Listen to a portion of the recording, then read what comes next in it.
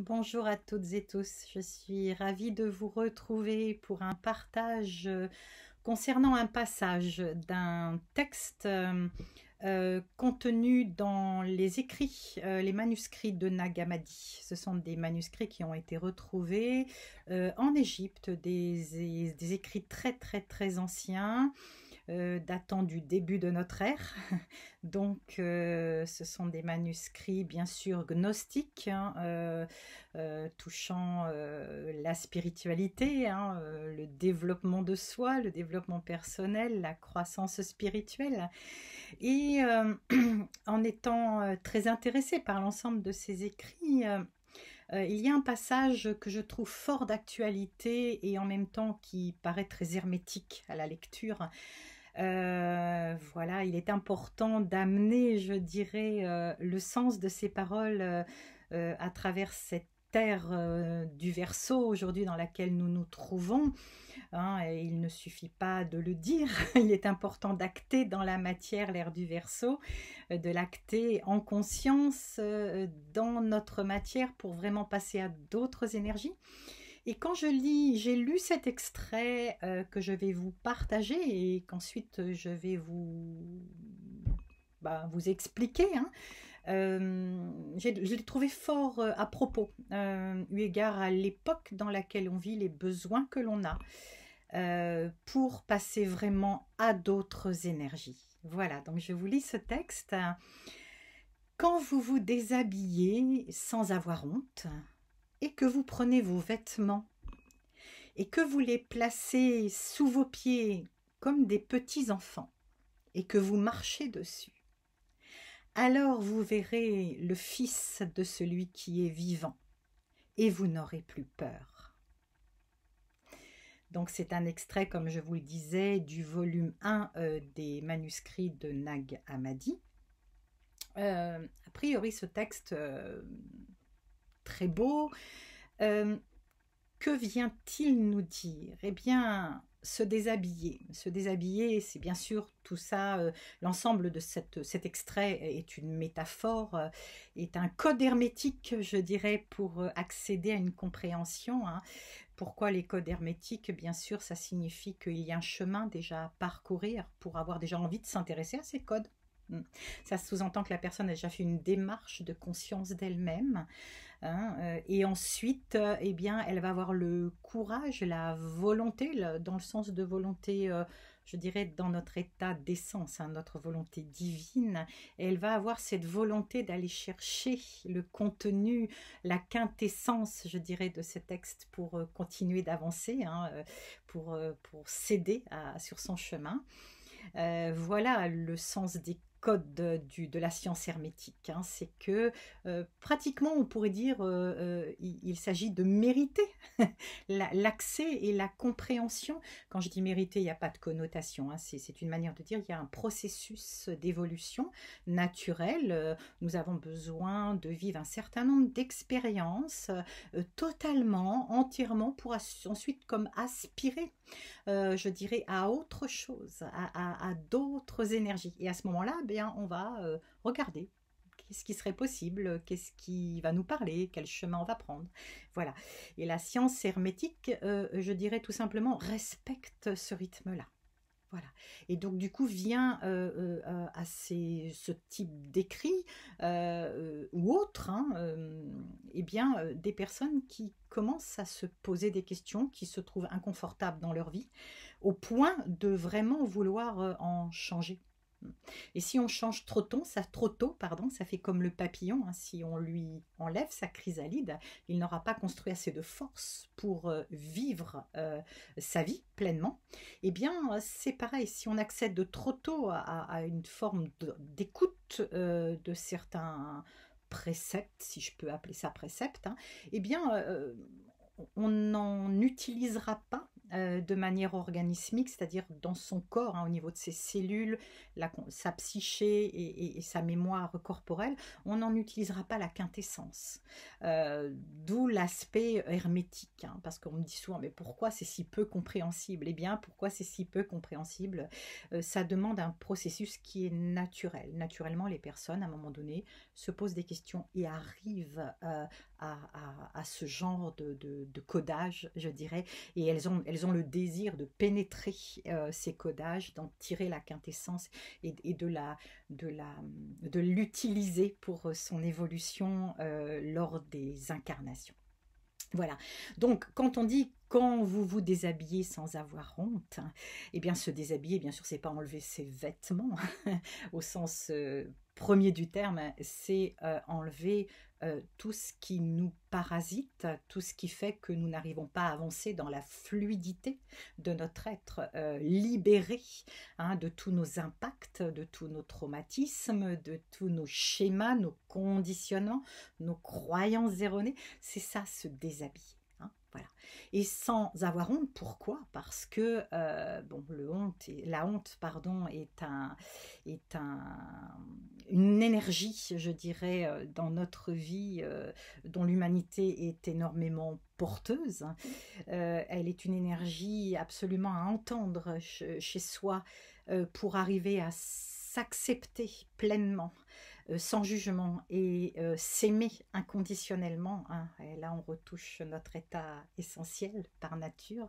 Je ne vais pas voilà, prendre des chemins de traverse, mais voilà, j'essaie de vous donner une vision, je vais dire, globale. Eh bien, sans avoir honte, c'est ça, c'est lâcher cette énergie de honte et se regarder à la fois, je dirais, sans concession, c'est très exigeant, hein, mais en même temps avec un amour incommensurable de soi, avec une acceptation totale de soi, comme on va se pencher auprès d'un enfant, hein, qu'on va lui refléter son vécu, ses émotions, ses sensations, sans jugement, sans vouloir le formater ou lui donner des conseils, mais juste être là, l'écouter et accueillir son vécu et son ressenti. Eh bien, si vous voulez, quand on dit quand vous vous déshabillez sans avoir honte, c'est de cela dont il s'agit, hein, ce qu'on vous propose. Et franchement, à notre époque, il est urgent, très important que l'humanité, que les êtres humains prennent conscience de cette démarche importante, la conscience, en conscience de se dévêtir de ce qui nous alourdit, hein, de ce qui nous empêche d'être dans notre fluidité naturelle au niveau de notre champ énergétique. Hein. Voilà, de laisser le mouvement naturel de nos énergies s'acter dans la matière. Hein. Il s'agit vraiment de cela. Et voilà, donc on vous invite vraiment à vous déshabiller en travaillant, si c'est des fois c'est difficile, hein, et Dieu sait si c'est normal, hein, voilà. Et bien en lâchant aussi la honte, de dire je vais regarder à nu, hein, c'est vraiment ce qu'on nous propose, hein, de se mettre à nu, d'être sans vêtements, donc de pouvoir se mettre à nu devant tout ce qui nous, tout ce qui est présent en nous, tout ce qui nous constitue, hein, pour pouvoir l'accueillir pleinement et du coup l'aimer pleinement, aussi nous accueillir pleinement avec cet amour inconditionnel, pour pouvoir redonner le mouvement énergétique, je dirais, à ces cristallisations, pour pouvoir passer à la transmutation de notre être et du coup retrouver notre état d'être originel. Donc voilà ce qu'il est important d'entendre quand on dit déshabillez-vous sans avoir honte, voilà. Et que vous prenez vos vêtements et que vous les placez sous vos pieds comme des petits enfants. Eh bien, ce qu'on nous propose, déjà l'innocence, la spontanéité, l'authenticité, il s'agit surtout de cela, l'authenticité de l'enfance. Qui va agir dans la spontanéité, dans l'élan du moment, hein, dans la pleine authenticité de son être. C'est vraiment, c'est retrouver cet état de ne pas avoir peur, pour retrouver cet état et se dénuder en vivant cet état d'authenticité. authenticité totale, mais vis-à-vis de qui? Attention, pas vis-à-vis des autres, il s'agit de cette authenticité vis-à-vis de nous-mêmes. Parce que l'évolution appelle déjà et avant tout une évolution vis-à-vis de nous-mêmes. Voilà, pas vis-à-vis des autres, après.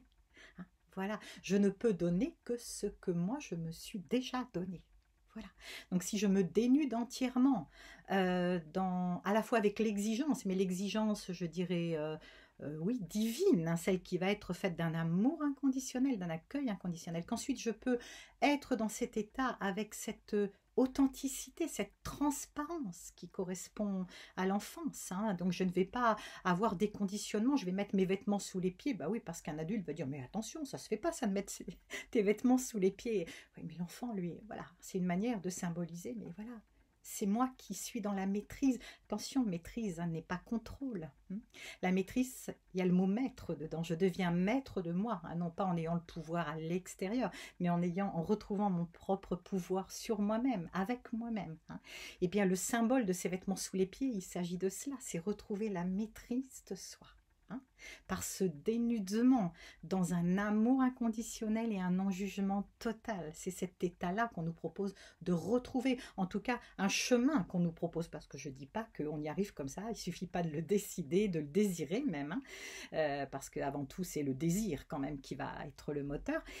Il ne s'agit pas de désirer seulement, il s'agit d'acter, et donc c'est un processus, voilà, et de respecter le processus qui nous amène à cet état, le temps qu'on peut y mettre, parce que des fois il faut du temps pour se dénuder, et justement d'être à chaque pas dans cet amour inconditionnel, dans cet accueil inconditionnel. Je dirais que ce sont vraiment des éléments majeurs pour une transformation définitive, pratiquement, la transmutation d'énergie cristallisante pour retrouver des énergies dans la fluidité d'être. Voilà.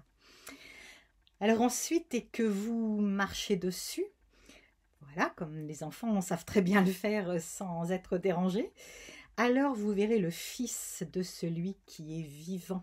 Hein. Le fils de celui qui est vivant, bien sûr, on a envie d'entendre le Christ, et bien sûr, on peut l'entendre sous cet axe, hein, qui est un représentant du vivant. Nous sommes bien d'accord avec un grand V, hein. Bien sûr, la vie par excellence, la vie en tant qu'amour, énergie fluide, etc. Mais il s'agit avant tout de vous. Vous êtes des fils et filles du vivant. Donc c'est vous retrouver vous-même dans cet état total, je dirais, de vie fluide, de vie connectée à vous-même, pleinement connectée à vous-même. Et quand vous vous reconnectez à vous-même, vous vous reconnectez à votre état par nature, par essence, qui est l'amour. Hein? D'ailleurs, ce sont les outils, entre guillemets, hein, si je peux me permettre d'appeler cela comme ça, ce sont les outils que je vous propose de vous regarder, de vous rééduquer en tant que parent et enfant intérieur, avec un amour inconditionnel qui ne va pas juger, un accueil inconditionnel dans ce que vous vivez, hein, sans mettre rien de côté.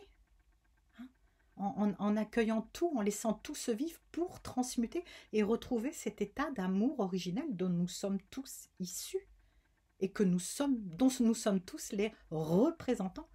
Donc quand on parle du Fils du vivant, on parle aussi de vous. Il s'agit de vous. Et ça, je crois qu'à l'ère du Verseau, c'est très important d'acter cela.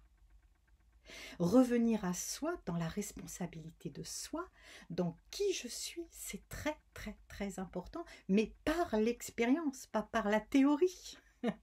Parce que la théorie, elle est magnifique et elle est juste, hein, c'est pas que voilà, mais c'est l'expérience, c'est, je dirais, l'incorporation au niveau de vos cellules, hein, de votre ADN, de tout votre système énergétique, votre champ énergétique, que vous allez pouvoir sentir et acter dans la matière et incarner et rayonner votre état divin, votre état d'amour. Et que là, les choses vont pouvoir vraiment changer. Tout passe déjà par vous. Hein? Et il y a pour cela un processus que je vous ai nommé précédemment, hein, qui est tout à fait accessible. Hein? Je ne dis pas facile, hein, c'est pas ce que je dis, mais je dis accessible à tous. Hein? quand on en a le désir et qu'on est, je dirais, qu'on dire patient avec soi, que l'on s'accorde l'erreur, parce que l'erreur fait partie du chemin, elle est constructive, hein.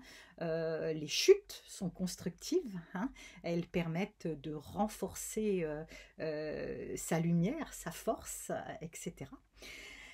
Voilà, donc tout ça est très très important à acter à notre époque, hein. Et je termine avec cette phrase, et vous n'aurez plus peur, ben, bien sûr, parce que quand on se met sur ce chemin, que l'on rencontre l'énergie du vivant en soi, cet état d'amour, ou tout au moins qu'on se met vraiment sur ce chemin et que chaque jour, hein, on acte le petit pas qui va nous permettre d'intégrer toujours plus cette notion d'amour que l'on est, hein, qui vit en nous, qui ne cherche qu'à se mettre en lumière, qu'à s'exprimer, qu'à s'incarner dans la matière, eh bien, la peur n'a plus de raison d'exister, hein, tout simplement. Là, pareil, si je puis m'exprimer ainsi, hein. Voilà, donc j'avais très envie de vous partager ce petit passage avec une vision, je dirais presque, qui ramène à notre quotidien et ce qui est possible de mettre en place un autre regard sur soi au quotidien, comme une manière de vivre au quotidien, à intégrer progressivement à votre rythme, en acceptant toutes les chutes, toutes les erreurs, toutes les ratés, ce qu'on pourrait appeler des ratés, mais voilà, quand on entend raté au sens noble du terme, hein, au sens constructif du terme, hein, et non pas jugement du tout, puisqu'il s'agit justement du non-jugement total, hein, de l'accueil inconditionnel, de l'amour inconditionnel, de l'expérience, d'intégrer ces expériences et du coup d'incarner cet état d'amour inconditionnel au fur et à mesure de ces expériences qui nous permettent de le recontacter et de le faire revivre à travers nous. Voilà, je vous souhaite vraiment un beau chemin, je vous souhaite de très très belles énergies, un beau développement. Vous êtes toutes et tous des âmes courageuses et des âmes, je dirais, dans un état d'amour inconditionnel présent. Voilà, c'est très important d'en avoir conscience. Je vous dis à très vite, je vous souhaite une belle journée et à bientôt. Au revoir.